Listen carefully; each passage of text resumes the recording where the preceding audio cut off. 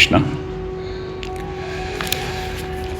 In the 27th verse from the 10th chapter of Bhagavad Gita, Krishna says, Bhagavad Gita के श्री भगवान का ऐश्वर्य नामक 10वें अध्याय के 27वें श्लोक में श्री कृष्ण भगवान अर्जुन से कहते हैं, उच्छय श्रव संश्वासनम विधि माममृतोद्भवम् एरावतम गजेन्द्राणाम नराणाम च नराधिपम।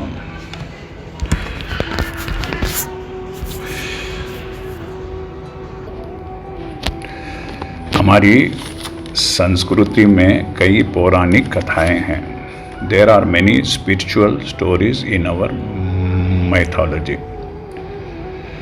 कृष्णा, जैसा आप सब जानते होंगे कि विष्णु के 10 अवतारों में से एक है। जब जब इस धरती पर धर्म का नाश हुआ है, जब जब इस सृष्टि में, इस यूनिवर्स में भगवान के भक्तों पर कष्ट आया है, उन्होंने अवतार लिया है। इन सब कथाओं का वर्णन हमारे ग्रंथों में, वेदों में, पुराणों में, भागवतम में, उपनिषदों में किया गया है। इन सब ग्रंथों को लिखने वाले बहुत सारे महान ऋषि, विद्वान, दार्शनिक, These books have been written by very great sages, scholars, philosophers,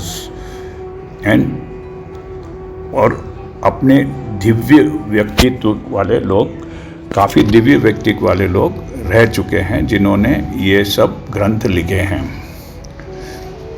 इनके कथन को झुठलाया नहीं जा सकता। No one can contradict or find fault in their preachings and writings. ऐसे ही एक अवतार विष्णु का कूर्मा अवतार है। यह अवतार टॉर्टोइस, कछुए के स्वरूप फॉर्म में है।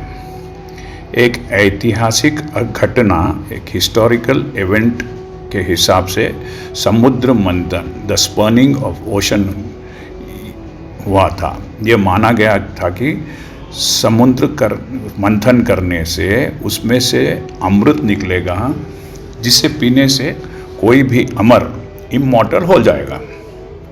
समुद्र मंथन करना अकेले देवताओं के बस की बात नहीं थी, वो बहुत ही मुश्किल था। तब उन्होंने दैत्यों को, डेमन्स के साथ मिलकर समुद्र मंथन करने का सोचा, और ये प्रपोजल उन्होंने डेमन्स को दिया कि हम साथ मिलकर समुद्र मंथन करेंगे और फिर उसमें से जो अमृत, नेक्टर निकलेगा, वो आपस में आधा आधा बांट लेंगे। यह एक अलग कथा है जिसका डिटेल विस्तार मैं नहीं करूँगा। दानवों ने इस प्रस्ताव को स्वीकार कर लिया। मेरू पर्वत, जैसा मैंने पिछले श्लोक में कहा, जो मेरू पर्वत बहुत पावरफुल है, बहुत महान है, को समुद्र में रखकर एक बड़े से वासुकी नाम के सर्प, वासुकी नाम के एक स्नेक से उसे लपेटा गया। पर्वत के नीचे सहायता के लिए विष्णु ने कूर्मा अवतार लेकर उस पर्वत को अपने ऊपर रखा। जैसा मैंने कहा, कूर्मा मतलब कछुआ, टॉर्टोइस, क्योंकि कछुए की पीठ पत्थर जैसी मजबूत होती है, तो उस पर रखे पर्वत को सपोर्ट मिल गया।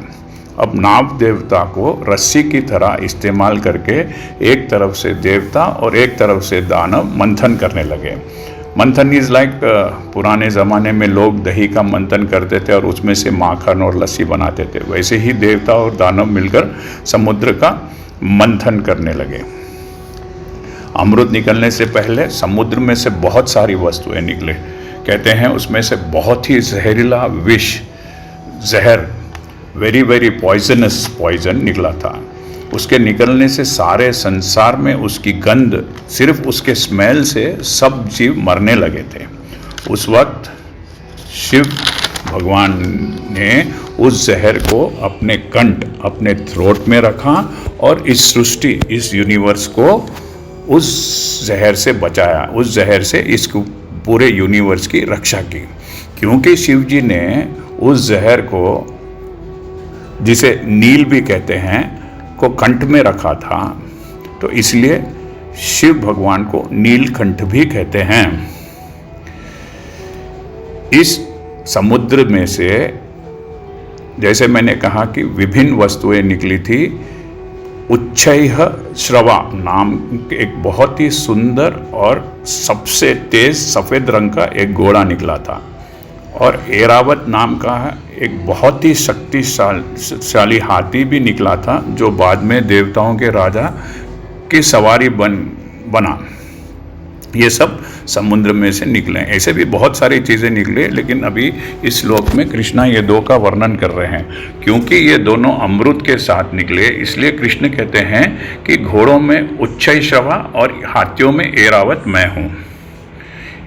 इंसानों में राजा सबसे शक्तिशाली पावरफुल है। राजा अपनी प्रजा का पालन अपनी संतान की तरह करता है। वह उनके सुख दुख का ख्याल रखता है और शत्रुओं से, एनिमीज से उनकी रक्षा करता है, उनको डिफेंड करता है। क्योंकि राजा मनुष्यों में सबसे शक्तिशाली है, इसलिए कृष्णा कहते हैं कि मनुष्यों में राजा मैं ही हूँ। Hare Krishna. If you like the channel, subscribe and press the bell icon please। अगर आपको ये चैनल पसंद आया है तो आप कृपया इसे सब्सक्राइब कीजिए और जो बेल आइकन है उसे दबाइए। Thank you. हरे कृष्णा।